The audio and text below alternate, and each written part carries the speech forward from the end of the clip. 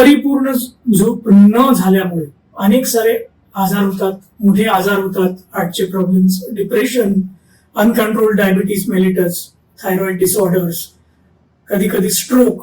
तर परिपूर्ण स्लीप, परिपूर्ण झोप कसं आपल्याला मिळू शकतो? तर जगभरात आणि रिसेंटली भारत देशात पण एक स्टडी झालेली आहे की जर का आपण आपल्या दिनचर्यामध्ये काही छंद, काही हॉबीज फॉलो करू शकलो, एस्पेशली म्युझिक नाहीतर डान्सिंग, 1 तास तरी, तर आपल्याला रात्रीच्या झोपेच्या क्वालिटीमध्ये खूप सारे इम्प्रूव्हमेंट दिसून येतं.